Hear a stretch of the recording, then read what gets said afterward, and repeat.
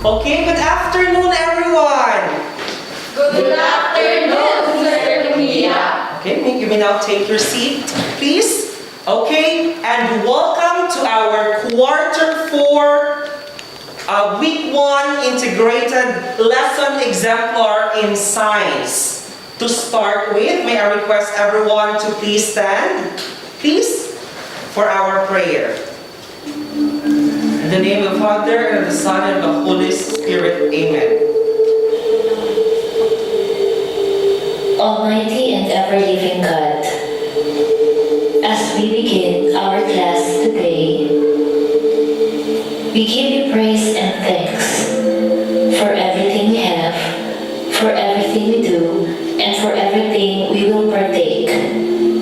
We ask your guidance, your protection, and your grace as we continue with our journey today.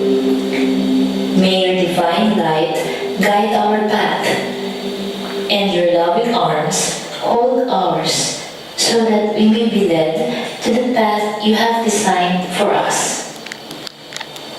Make us more resilient in difficult times like this, and make us stronger so that we will have the courage to face the future with confidence. We are thankful for this grace of being able to study despite of this pandemic, and that we also pray for those who are less fortunate, who cannot make it for whatever reason may it be this school year because of this pandemic. We pray, O Lord, heal those who are sick, bless the frontliners, and protect us from this disease. Our family, our friends, our classmates, our teachers, and all who have entrusted themselves for your protection. This we ask in your most holy name. Amen. Okay, you may now take your seats, please. Thank you so much. Okay, how is everybody? Okay, Okay, very good. Are you ready to start our lesson? Yes, sir. Okay, please raise your hand if you're ready. Wow! Please put it down. Before we start our lesson, we will now check your attendance. I want you to read the statement following, read it loudly, and then say your name and say present, sir. Okay, to start, let's check first the attendance. Let's start first with you, Vince. Today, I promise to plant more trees. I, Vince Justin Los Reyes, present, sir. Okay, thank you, Vince. Okay, next, you, Allison. Today, I promise to follow the 3 R's. Reduce, reuse, recycle. I, Alison A. Duran, present. Okay, thank you so much, Allison. Yeah, next we have you, Nicole. Today, I promise to support local products. I, Jaira Nicole S. Lumbo, present, sir. Okay, thank you so much, Nicole. Next, we have Natalie. Today, I promise to support local products. I, Natalie Pivego, present, sir. Okay, thank you so much. Next, we have Sha, you. Today, I promise to follow the 3 R's, reduce, reuse, recycle. I, Shalimar R. Joso, present, sir. Okay. Next, we have you, Tintin, please. Today, I promise to support local products. I, Demafiles, present, sir. Okay, thank you so much, Tintin. Next, we have last one, you, Erica. Today, I promise to follow the 3 R's, reduce, reuse, recycle. I, Alika Princess SDUC, present, sir. Okay. All are present. Wow, let's clap our hands, please. Grabe, ang gagaling. Okay. So since everyone is present, I will all give you 5 points. Wow. Okay. Okay, for our lesson for today, I'd like you to read it. Vince, please. sustainable ways of using Earth's resources. So that is the quarter 4, week 1 of our lesson exemplar. Okay? Are you ready? Yes, sir! Okay. Okay? We have our objective for today. Vince, kindly read our objective. Cite and explain ways of using Earth's resources sustainably in undertaking nursery works in a safe, appropriate, and environmentally sound manner according to nursery guidelines. Okay, Vince, thank you so much. Please have a seat. To check your prior knowledge, we will have our first activity. Are you ready? Yes, sir! Okay, very good. Now, I want you to listen carefully to my instruction. I will give you statements. Flash here on the screen. You have with you your flags. Please raise your flags. We have here the red flag and the green flag. So the red flag means you agree to the statement and you disagree or no to the statement. It means you disagree. You just raise your red flag. Okay, first statement. Everybody, please read. Renewable resources are materials which can be restored or replaced through natural processes. Okay, what's your answer? Wow, I see. Wow. Okay. Tintin ha? Oh, the correct answer is? Green. Yes, green. Okay, it is renewable. Okay? Renewable resources are materials which can be restored or replaced through a natural processes. Statement number 2. Please read.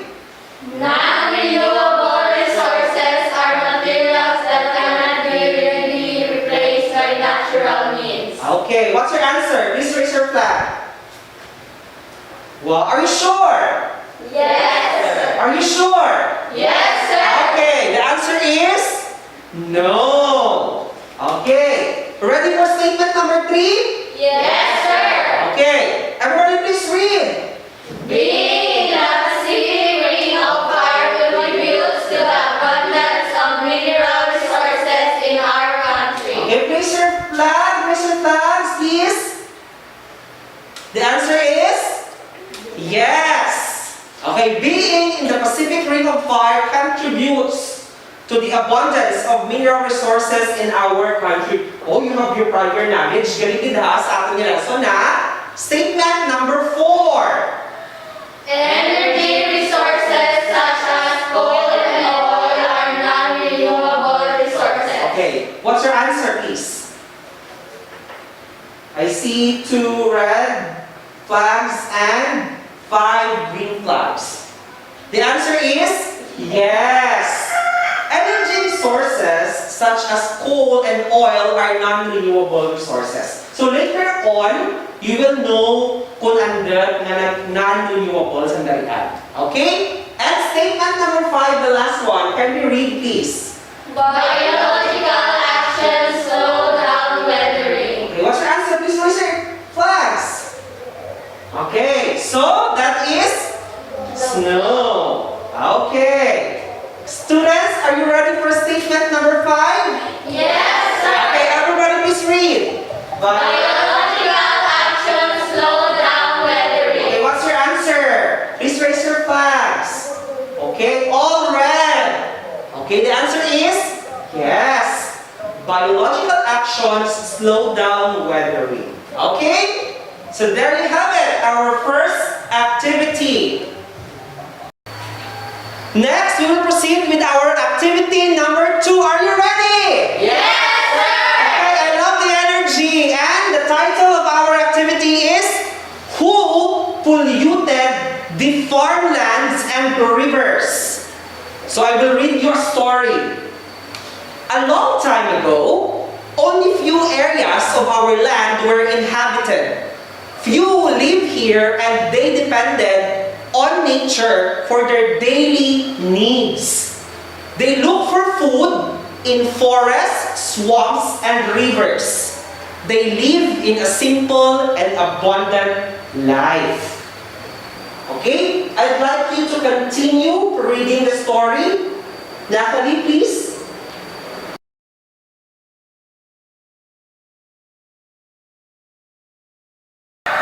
Many years later, population grew. So a lot of changes happened, more people moved in.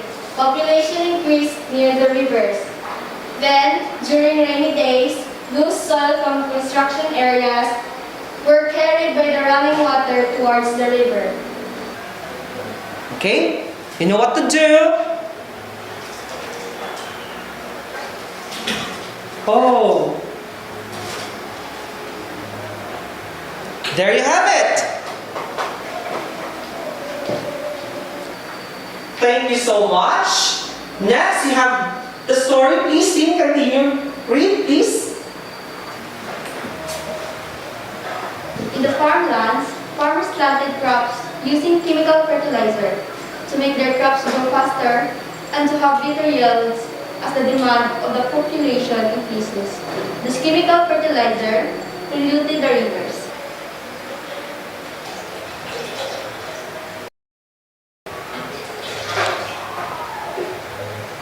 Okay, thank you so much. Next, we'll have the continuous story. Like to read? Yes, please, go. Take note, I want you to see your actions, okay? Soon the communities near the rivers grew into cities. Factories were built to start different industries, but these infrastructures leaked paints, oils, and chemicals into the surrounding land areas and the rivers. Okay.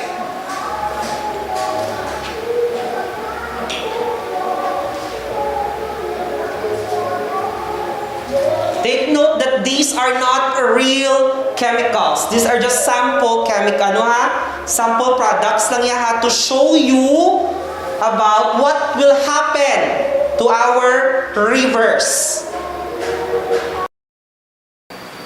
These pollutants contaminate the water in the river and cause the fish to die. By the time went by, illegal settlers started building their houses near the river.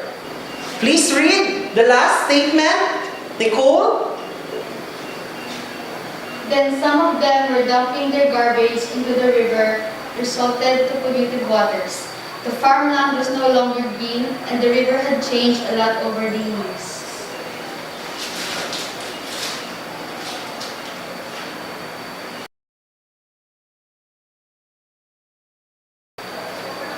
Okay, very good. At this point, we are going to answer the questions or the guide questions on who polluted the farmlands and the rivers. Are you ready for guide questions number 1? Yes, sir! Okay. Here it is. Who polluted the farmlands and the rivers? Everybody, please raise your hand and let you answer. Yes, Sha. The people who polluted the farmlands and rivers are farmers, industries, and illegal settlers. Okay, are you sure? Yes, sir. Okay, so we'll check the answer if it's correct. The answers are the farmers, correct. Industries and illegal settlers, but we will add other industrial living individuals in the farmlands and nearby rivers. So let's give Sha 2 claps. Congratulations. Okay, guide question number 2. In what ways farmlands and rivers can be polluted? Would like to answer for this one? Yes, Erica.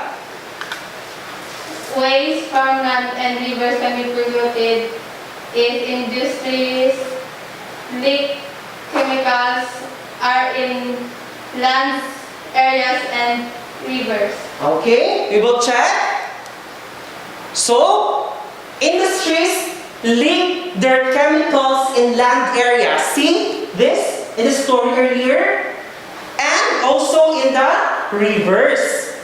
Illegal settlers are also dumping their garbages. Can you see? Can you look? These are garbages on top into the rivers. But also take note, farmers are also using chemical fertilizers. In our farm school, are we using chemical fertilizers? Yes. No. Are we using? No. No. Vince, we are not using. We are purely organic. Okay? So, let us proceed to guide question number 3. How can we clean up the water in the jar which represents the river? How can we clean up this one? Anybody would like to answer? Yes, Steve. We can clean up the water in the jar by proper waste segregation and recycled materials. Okay, let's check the answer. Always practice waste segregation. So we are going to segregate this one. Practice recycling. Let us follow the 3 R's. What are the 3 R's? Class? Reuse, recycle. Okay, very good. And strict implementation of our environmental laws, which prohibited the dumping of chemicals, or the chemical waste, I mean, in the rivers that can kill fishes in our rivers and oceans. We have to also advocate for sustainable resources. Do you agree? Yes, sir. Okay, so let us give everyone a clean clap. Yay! And there you have it. Next, question number 4. This is the last question, right? Yes, sir. Okay. Which is easier to do? Why on Miss Universe? Okay. To prevent pollution or to clean farmlands and rivers? And why? Would like to answer? Wow, pang the beauty queen nga mga beauty. Okay. Yes, Nicole. Which is easier to do? Prevent pollution or clean the farmlands and rivers? The easier to do is to prevent pollution. Why? It is for us to conserve natural resources and for us to experience scarcity. Wow! Grabe pang Miss Universe, di ba? Yeah. So, ang pinili niya is prevent pollution. Pero may sinabi siya tama, importante, na word na scarcity. So, what does it mean? What does scarcity means? Yes! Inin. Scarcity is not having enough of something. Okay, it's not enough for something. No, kulang. Kulang, di ba? So, in order for us, so sabi nila, prevention is better than a pound of cure. So, bakit mo palilinisin yung farmland and rivers? Eh, pwede namang prevent na hindi sila madumihan. Okay? Do you agree? Yes, sir. Okay, let's give Nicole a hearty clap. Okay! Thank you so much, Nicole. Okay, at this point, we are going to perform activity number 3. This is our main activity for our objective. Okay, and the title of our activity is I Resource. Please repeat after me. I resource. Okay, so I Resource is our activity which first you are going to identify 5 resources that can be found in our nursery. Okay? Do you follow? Yes, sir. After that, you are going to answer the question, are they renewable or not? Just right, renewable or non-renewable. Next, you are going to explain ways of using and sustaining these resources. Example, in our nursery, we have plants. Are they renewable or not?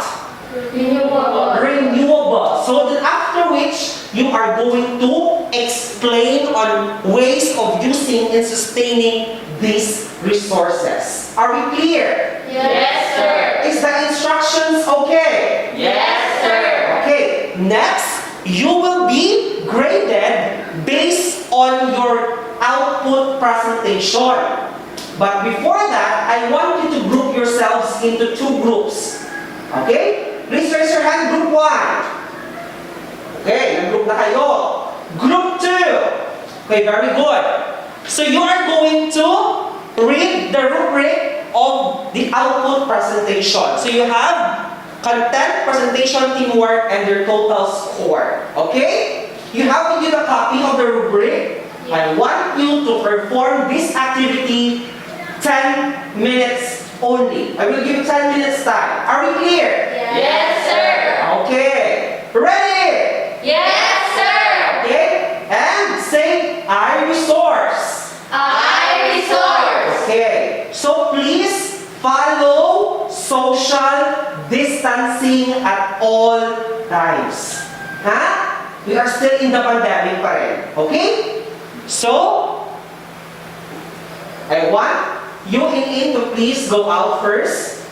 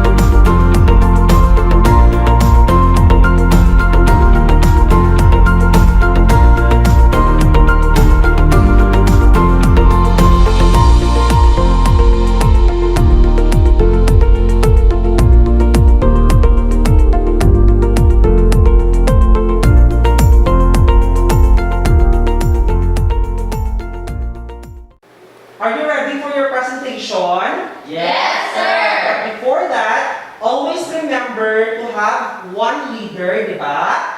One presenter and the rest are members. Are you ready? Yes, sir. Okay? Say, I am ready. I am ready. Okay, so we'll have group 1 to present first. Arlyn, pause please, group 1. Okay. Group 1 is taking over. Good afternoon, everyone. I am Natalie Vivego, the leader of Group 1, and these are my members. I am Shalimar R. Joso, a member of Group 1. And I am Alison Duran, a member of Group 1.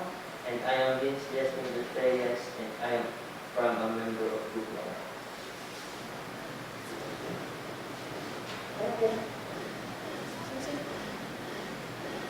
These are the 5 resources that we have identified.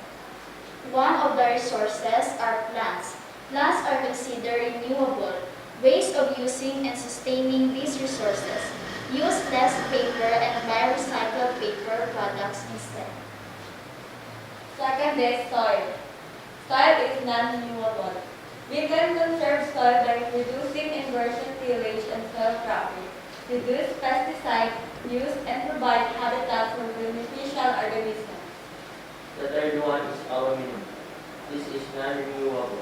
By melting down aluminum cans, it takes much less energy than melting ore to make new aluminum. Anything that reduces the amount of energy that a person uses will benefit the natural resources. The fourth one is sunlight. It is considered renewable. We can use the sun to generate electricity for your home through solar panels. The last one is water. Water are considered renewable. Ways of using and sustaining these resources. Turn off the water while brushing your teeth or not in use. That's all. Thank you.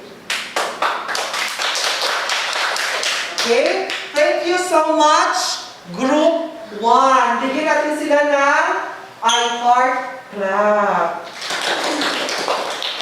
Okay? At 5 bagsak. 1, 2, 3, 4, 5. And say, congratulations! Congratulations! Okay, thank you so much, group number 1. Thank you so much, group number 1. At this point, we will proceed with the presentation of group number 2. Are you ready? Yes, sir. Okay. A round of applause please to group number 2. Please take over. Good afternoon, everyone. Good afternoon, sir. Good afternoon. I am the leader of Group 2, and these are my members. I'm Jairnico S. Gumbo. I'm Marika Princess SDUC. And these are our output for today. Number 1, plants. It is renewable. To sustain these resources, we need to conserve water, use natural fertilizer, and herbicides. Number 2, soil, non-renewable. For us to sustain these resources, we need to reduce pesticides and provide habitat and beneficial organisms. Number 3, rocks. It is non-renewable. For us to sustain these resources, must take into account environmental, economic, and social factors. Number 4, metal fence. It is non-renewable. Recycling this material saves 95% of the energy required to produce aluminum from raw materials. And last, water. It's renewable. So for us to sustain these resources, we need to reducing water through waterless toilet, water efficient appliances, and water quantity monitoring. Okay? Thank you so much, group number 2. Bigyan natin sila ng I save heart na palakpak. At 5 bagsak na sabihin, good job! 1, 2, 3, 4, 5. Good job! Okay. Thank you so much. Wow, you are very good students. So at this point, we are going to answer all the guide questions I prepared for everyone. Let's have question number 1. Which of the natural resources in the nursery are considered renewable and which are non-renewable? Would like to answer, please? Yes, Vince. The renewable resources are air, sunlight, plants, and water. And non-renewable resources are rock, metal, and soil. Thank you so much, Vince. A round of applause, please, to Vince. Hearty clap. Ayan. Good job, Vince. Let us proceed to question or guide question number 2. How did you determine whether these natural resources are renewable or non-renewable? Like to answer, please? Okay. Yes, Natalie? We can easily determine them apart. Renewable resources are easily replenished, and non-renewable resources cannot easily be replenished. Okay. Thank you so much, Natalie. Heart clap again to Natalie and say, good job! Good job! Okay, so again, let us recall that renewable resources can be easily replenished. Madali siyang mapalitan. While non-renewable, napakahirap, matagal. So tandaan niyo ha? Okay. Next, let us proceed to guide question number 3. Okay. Why do we need to conserve Earth's resources? Why do we need to conserve Earth's resources? Bakit? Okay? Would like to answer this one? Yes, Nicole? We need to conserve Earth's resources for us to ensure that they are available and for us to use it not only today but also for the future. Okay, thank you so much, Nicole. Other answers, please? Wala na? Yes, Natalie. Why do we need to conserve Earth's resources? For us not to experience scarcity. Okay, thank you so much, Natalie and Nicole. All your answers are correct. So, hearty clap again, please. Okay, thank you so much. Now, let us proceed to guide question number 4, or letter B. What are the different ways in conserving Earth's resources? Who would like to answer this one? Who raised first? Yes, you? The different ways in conserving Earth's resources are 1. Practice proper waste segregation and recycling. Okay. Practice waste segregation and again, follow waste management. How about others? Yes. By following the 3 R's. By following the 3 R's, which is again, ano nga? Reduce, reuse, recycle. Okay, thank you so much, girls. How about other answers? Yes, Dean. Instead of using electric light, we can use sunlight, example, for read or to write. Okay, for reading and writing, instead of using electrical lights, we are going to use natural lights para ma-conserve natin yung ating electricity. Again, all your answers are correct. My hearty clap. Congratulations. Next, let us continue. So possible answers are, we have to practice proper waste segregation and recycling. We have to conserve water also because water is very important for us. Plant trees. Who are planting trees? During their birthdays. Diba? You have to plant trees nga sabi nila during your birthdays. Conserve electricity, energy. Advocate for sustainable use of resources.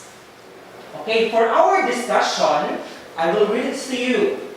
Planet Earth is composed of different things like air, water, plants, animals, soil, rocks, minerals, crude oil, and other fossil fuels. They are found in nature and called natural resources. These resources, do we need these resources? Yes. These resources are needed in our daily life, right? Like plants.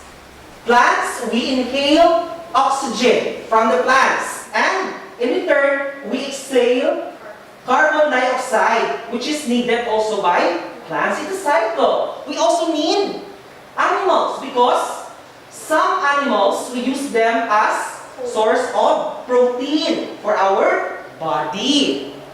The Philippines, which is our country, is considered rich in natural resources. Its fertile land, high diversity of plants and animals, extensive coastlines, and rich mineral deposits make it suitable to inhabit. But not all resources are in endless supply. For some of it, it took millions of years to develop before man can accumulate them. There is a great need to conserve these natural resources. Example, in the Philippines, our oil. In Malampaya, it's almost nearing to its end. That's why we have to conserve oil. Also, in our locality, in Semirara Island. Ano yung kinukuha sa Semirara Island? Coal, which is needed to produce electricity. But it's almost nearing to its end. That's why we have to conserve and practice waste disposal. To conserve natural resources, you need to protect or use them wisely without wasting or using them up. You can also advise your fellow friends, your family, to use renewable resources like wind or solar energy instead of non-renewable resources. Carry on. That's why others are now practicing solar lights because it is renewable, it's safe. In our school, we have anong class? Solar street lights, which is needed. Aside the safe, siya, cheaper pa siya because hindi ka nagbabayad ng kuryente. Agree? Yes, sir. Okay. Using these resources should not cause harm to our environment. It should be conserved in a way that it will last and will still be available for future generations. This is what sustainability of natural resources mean. Each one should think about how to make things sustainable. Remember, the lives of future generation depend on how we use these natural resources. Right? Nakakatakot minsan, no? But it's reality. We have to conserve and protect in order for our future children, grandchildren to enjoy what we are enjoying right now. And that is, again, recycling, proper waste disposal, and conservation of our resources. Okay, now let us answer the guide questions. In what other subject areas can you use conservation practices? Anybody, please raise your hand. Okay? Yes, Nicole? Example, our subject PLE. Instead of watering our plants from the faucet, we use the rainwater to plant our plants. Okay, so they are using rainwater, which is very good, di ba? Oh, what other pa? Other subject areas pa in PLE? Yes, Pin. In English, In English. instead of doing outgoing paper and send it to teacher, we send it via email or by internet. Wow, di ba? Tech is Tin. So instead of submitting it via paper, just submit it online. Diba? So that is also a good practice. Okay. In your community, what are your practices in conserving your resources? Ako, I will start first. I will give my experience. Recently, we practiced the so-called clean-up drive in our beaches. We practice this. We always follow every month because our barangay is very active in terms of clean-up drives. How about you? In your barangay, what are you doing to conserve and protect these resources? Anybody? You are also doing the canal? Ano ginagawa sa canal ninyo? Yes, Natalie? You clean the canal. Di ba? How about others? How do you conserve? If you're going to school, are you riding or like what? Yes, Neil. Instead of riding vehicles, we walk, go to school. Okay, instead of riding vehicle, you walk. Diba? That is a good way of conserving pa our natural resources. Party clap, please. Thank you so much. Next, we are going to perform our last activity. This will be your evaluation. Okay. This activity, I will give to you the format, and these are entitled nursery activity. Say it again. Nursery activity. I want you, the photos here identified, I want you to identify, is there the use of resources sustainable or not sustainable? Based on the situation, based on the activity, and your short explanation. Carry on? Yes, sir. Okay. But I want you to follow again the rubric in giving or in your activity. Identification and explanation. You will be grouped again into two. Say, group 1 and group number 2. Is my instructions clear? Yes, sir. Are you ready? Yes, sir. Say, I am ready. I am ready. Okay, but again, practice social distancing at all times. Okay? So you will be given again 10 minutes to perform the activity. Okay? Thank you so much.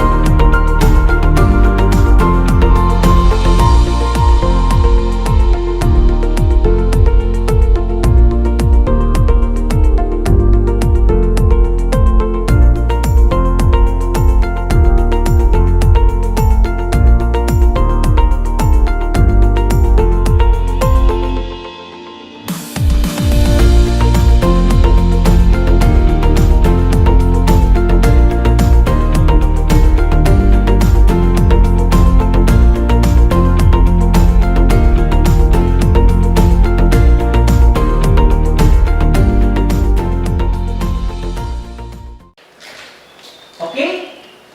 Let us now go with the presentation of our nursery activities. To start with, let us have group number.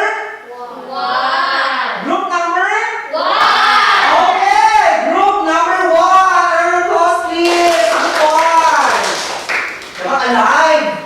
Okay.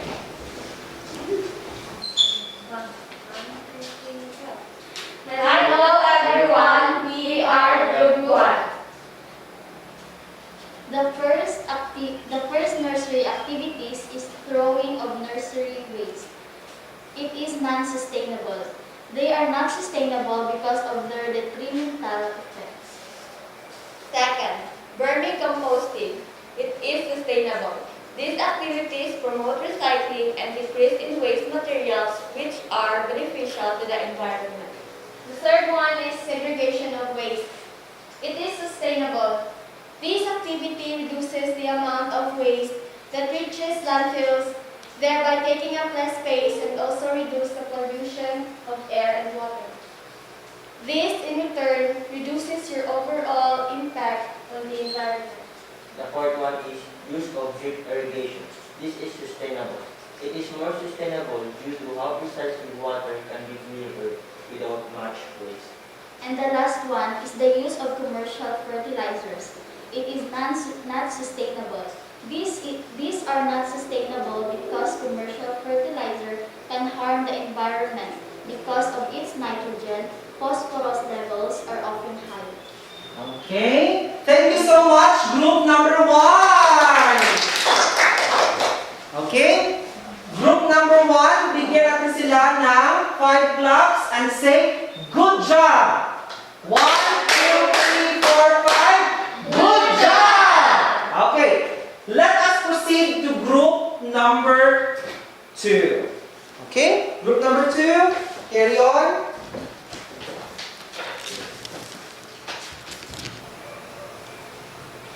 Okay? Group number 2, the floor is yours. Again, good afternoon, everyone. This is our second activity. Nursery activities. The first one is throwing of nursery waste. It is not sustainable. If we do, we could permanently harm our environment. Second, vermicomposting. Sustainable. It provides employment opportunities and it protects the environment. It has important role in our environment. Number 3, segregation of waste. It's sustainable. It reduces the amount of waste that reaches landfills, thereby taking up less space. Number 4, use of drip irrigation.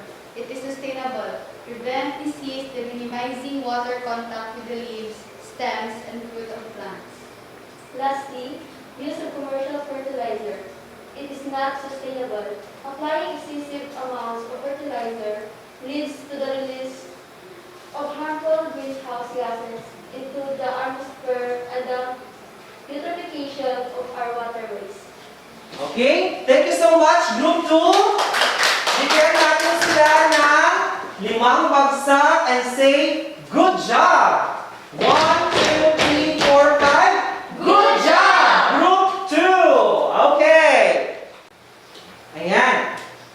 So, we are going to answer guide questions for our nursery activity. Are you ready? Yes, sir! Okay, kayo na muna. Malapit na natapos ang klase natin. And inhale, exhale. Inhale, exhale. Sit down. Ayan. Question number 1. What nursery activities can be considered as sustainable and not sustainable and why? Please give me one. One sustainable. Yes, please. Drip irrigation. Ha? Drip irrigation. Grip, drip, Of irrigation. irrigation. Okay, very good. How about not sustainable? How about not sustainable? Anybody? This is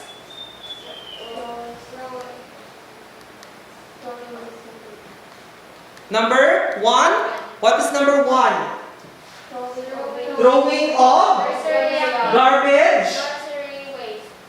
or ano throwing of? Nursery waste. Throwing of nursery waste. That is not sustainable at all, right? Okay.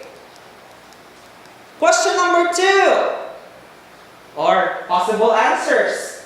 No? Ano po yung possible answers natin? Segregation of nursery waste. Use of vermicompost and use of drip irrigations are considered sustainable. All your answers are correct. Because these activities promote recycling and decrease the waste material, which are beneficial to the environment, while throwing of waste and use of commercial fertilizers are deemed not sustainable because of their detrimental effects. Okay? How about number 2? What are the impacts of undertaking nursery works in sustaining and in a sustainable way? What are the impacts? What are your possible answers? Anybody? Yes. Natalie. Undertaking or doing nursery works in a sustainable way makes sure that scarce resources are conserved and decreases the negative impacts of human activities to the environment. Okay, thank you so much, Natalie. Bigyan siya natin ng 2 claps. 1, 2. Good job. Okay. Number 3. Suggest ways on how to use Earth's resources in a sustainable way. How are we going to conserve Earth's resources? By following what? Yes, Steve. By following 3 R's. By following 3 R's. Very good. Okay, others. Practice waste segregation, and recycling. Conserve water. Are you conserving water in your own houses? Very good. Do you plant trees? Yes, sir. Okay. Conserve electrical energy. Yes, sir. Okay. Advocate for sustainable use of resources. Yes, sir. So, by the end of the day, you are already an advocate for change. It's because na you want to save the earth, natural resources. Because hindi ito para sa self mo, kundi para rin sa future generation. Agree? Yes, sir. Okay. So, for your assignment, I want you to complete the given graphic organizer. Okay? This is given on your activity sheets. Okay? On your activity sheets, you have it there already. So, I want you to complete this one and submit this by tomorrow. Are we clear? Yes, sir. Okay? Yes, sir. Did you learn something? Yes, sir. What did you learn today? Yes, kid. How to conserve our resources. How to conserve our natural resources. How about others? Yes, Natalie. I learned today how to use the resources in a sustainable way. Okay, use resources in a sustainable way. So that is, ladies and gentlemen, our lesson for today, for week 1. Okay? So, I will see you tomorrow. Again, when you go out, please practice social distancing. Wash your hands. Wear your mask. And please be safe all the time. Are we clear? Yes, sir. Okay? I would like to request everyone to please stand up. And goodbye. Thank you and goodbye, Mr. Tunguia. Okay, goodbye. Salamat.